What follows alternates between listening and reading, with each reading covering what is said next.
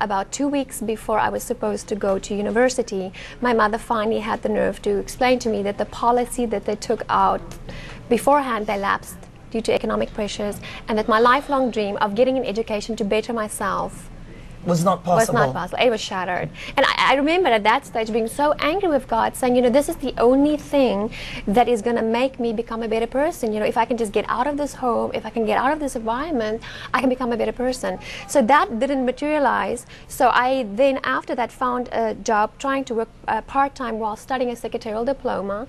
And I met a very wealthy, very young-looking, handsome man, and he became my ticket out. So I went from the frying pan of my abused childhood, jumping into the fire of a marriage for all the wrong reasons. Okay, but you didn't marry an abusive man. No, I married a very kind, very gentle, very wealthy man. See, because he had wealth, and because I was cloaked in poverty, I equaled happiness to wealth and money. Yeah. So he obviously had so much wealth, and if I get married to him, I will have happiness, I will have success, I will have significance. Now, you know, many women would never admit to marrying a man for money. And I think it's quite refreshing that here you are saying it factually that you did marry a man for money as the escape that you felt was for your own life. I do. Many women would never admit that. I mean, openly at least, no? But after that, what happened? Are you still married? Well, to him, no. You know, because the foundation for getting married was flawed. And this is what happened. I married him, and then, see, life was supposed to work out. I should have significance. I should be happy because we have all this wealth. Or children. Did you have children? No children. Oh, my goodness. I was so afraid to have kids after my childhood. I thought I would make the worst mother in the world. So I started actually an international career. I had an international recruitment company. So I got everything that I wanted. I had the, you know, the beautiful mansion. We had the holiday home overseas. I had the picture perfect life, the perfect husband. Wow. And you know what? I would go to bed at night, lie, and think, I still have this emptiness deep inside of me. There's a part of me that is just empty, that is hollow, and none of the wealth, none of the success, none of the businesses has fulfilled me. And I was like, there is a void inside of me, and it's not being filled. And I think that's where I just realized, you know what, I need to go find out for myself. And my husband cannot be part of the journey because I married him with flawed intentions. And you know, I regret doing it because, you know, I really wounded somebody that was really deeply in love with me. But I had to go find myself. And you know, sometimes doing the right thing is the hardest thing that you have to do, but you have to do it. And I set out on this journey and found my faith. Okay. Found my faith. All right. But he's remarried and Okay. he's got children. So, you know, that's the miracle of the grace of God. That Okay. he turns even the worst of situations and he can bring good out of it. In my life, he took the ashes and he brought absolute beauty out of it. Now, I want to know what happened to your parents. My father, and I think this is where I really had my biggest crisis point with God, was he was very young, he was 43, and he just started entrepreneurship, and I was out of the house. I was already married to my first husband, and he suffered cardiac arrest. Okay. Very young age, because of the lifestyle, you know, with alcoholism like that, you know, medically it's very, very tough on your body.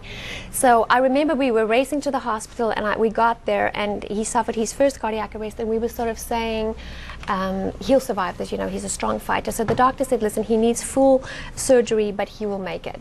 So he was just coming home for the weekend when the second heart attack came. And this time it was worse. He went into a coma, and we didn't know if he was going to be able to survive. They had to airlift him from the house to the hospital. And I remember just sort of looking at him in the hospital bed with all these monitors and tubes in him, and I was like, you know, he just looked so fragile and so innocent. You know, something inside of me was like ripped open because, you know, I've always just loved him so much.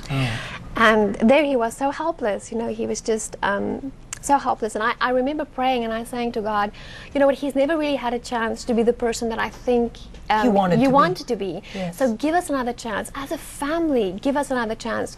So he had a third heart attack 3 days later, and I remember driving in the car, even praying. I said, God, we've had our differences in the past, and I really honestly do not think you exist, but this will be your chance. This will be your opportunity to prove to me that you really exist. Just save my father and give him another slate, you know, just another different slate where he can make a different inscription and leave a different legacy. And I really had the faith of a mustard seed that I would get to the hospital and somehow there would be a miracle and he would be alive. And when I got to the hospital, they told me that he just died about a few minutes ago and he was dead. And your mother? My mother, what happened to her is because of my father's death, she went from not just being an alcoholic, she started using prescription drugs and tranquilizers. So she ended up, you know, in order to just numb all the pain that she felt, because she actually also grew up with alcoholic parents, and she was just sort of put forth in a cycle of just absolute violence and abuse. So your mother never found the Lord? Only much later on. Funny enough, my mother was the first person that I witnessed to and that I brought my faith to, and she actually became a believer. And that was my first miracle from God.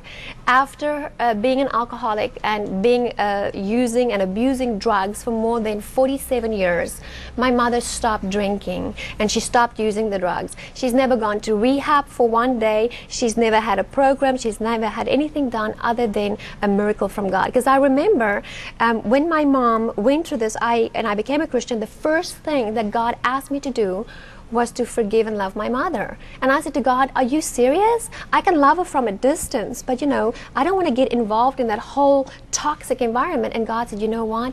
You love her, because if you cannot love her, you cannot be doing any kind of work or have a relationship with me, because I am love. I said, God, but how do you love somebody when they hurt you again and again? He says, I will pour my love into you so you can give it to her. And it's through my love that she actually saw something and she wanted some of it.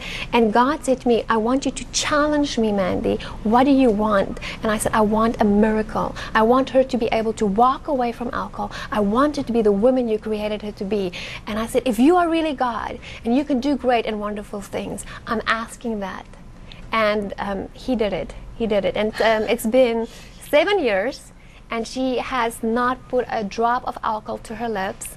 And she is in a Bible study now. And she comes here when I teach Bible study. She attends some of the seminars that I do. She kneels down and she prays with me.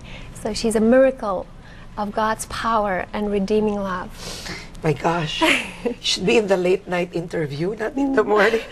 No, but it takes so much for a person to forgive someone that has hurt him or her repeatedly. How did you do that? Many Filipinos or many people, if they've been abused, they will run away, escape, they will be angry, they will be bitter, but they will not definitely be like you. Yeah. How did that happen? You know, I honestly have to say, I don't think it comes from a normal human strength. Exactly. It has to be something, you know, it has to be a divine deposit that God has to put in you, which is the Holy Spirit. And then what he does is, as God embraced me with his love, that could release forgiveness to my mother.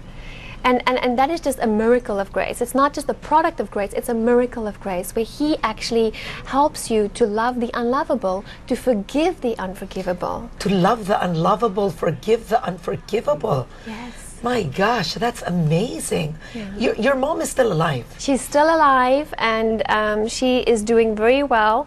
And of course, when I wrote the book, you know, it was really hard, and it was also a healing for her.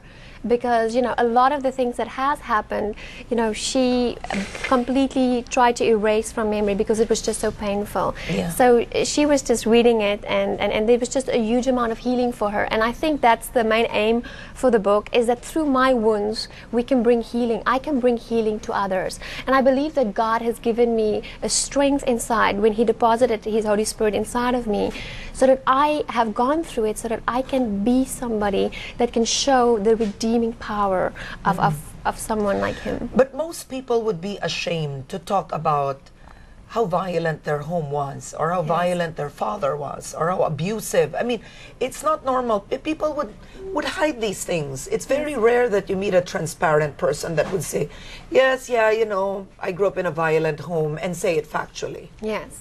How did you overcome that? Well, I think once you get to know God, you understand with him that transparency and honesty is everything. He's not negotiable on it.